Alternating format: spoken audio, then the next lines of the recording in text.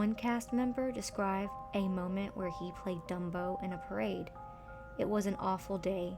He felt sick, and he knew he was going to vomit.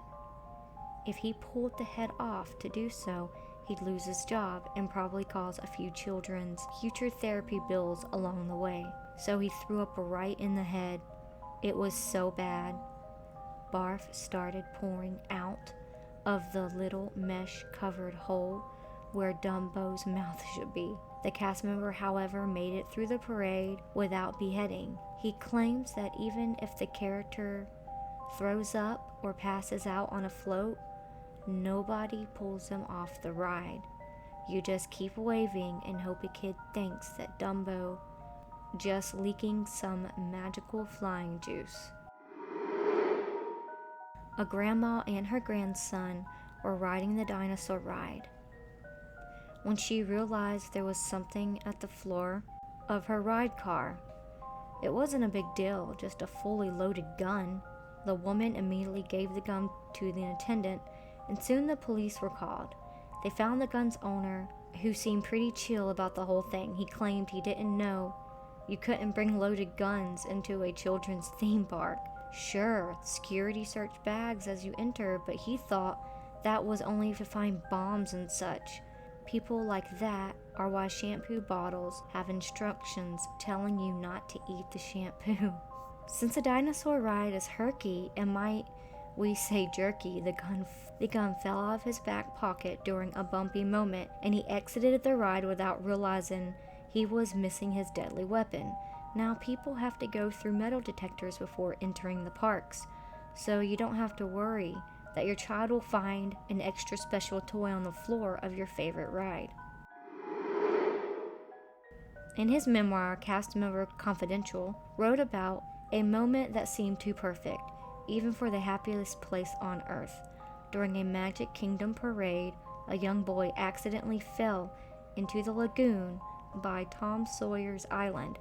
The mother screamed in shock, and a few employees dove into the dirty water to save the child, with every hope they weren't about to witness a tragedy. But who was the hero of the day?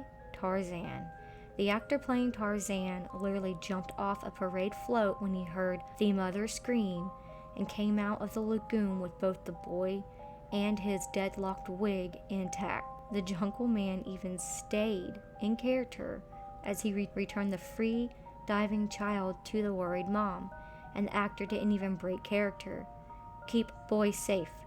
Tarzan very brave, but everybody can be a hero, he told the boy's bawling mother. The only sad part of the story is that nobody will believe that kid when he tells his friends at school that Tarzan swooped down from above to save him from death. A 38-year-old cast member was killed at Magic Kingdom in 2004 during the Share a Dream Come True parade that would go across the main central streets of the park. The Orlando Sentinel reported the employee dressed as Pluto was run over by a Beauty and the Beast parade float. This apparently happened at one of the backstage areas outside of view of the visiting public. Nevertheless, it's a sad tragedy for someone portraying such a beloved character. As you'd expect, a large investigation happened, and OSHA slapped Disney with some hefty fines. Now Disney is a lot stricter at having employees off to the sides of its parade floats. Epcot is home to weird tourist behavior because it's the park that encourages the most drinking.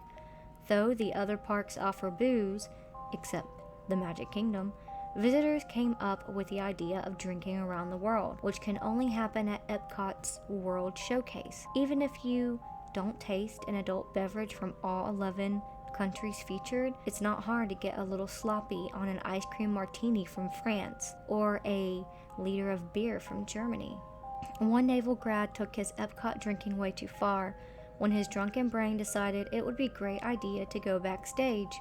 Backstage is the area just for employees at the park, but 23-year-old Devin figured he walked right in and steal a cargo work cart. He punched an employee who tried to stop him from entering backstage, punched another employee he trusts to stop him from taking the cart, then hit a female employee in the face with a PVC pipe. If this were an action movie, that might be sort of badass. Instead, he was a grown man at a park for children who harmed 3 innocent people during his needless, drunken mission to get a cargo cart. At least the kids at Epcot that day learned the dangers of drinking too many vodka slushies. You know how most roller coasters and amusement parks rides often have multiple written and verbal warnings telling you to stay seated at all times? There's a reason for that, so you don't get hurt. But due to the sheer magnitudes of crowds that come through Disney World's gates every single day, you're bound to get a few idiots. Granted, there are some people who panic and try to bail due to hardcore case of the jitters, but it's too late once you're strapped in. According to a news channel, a man was killed during the Splash Mountain as he tried to exit his cab.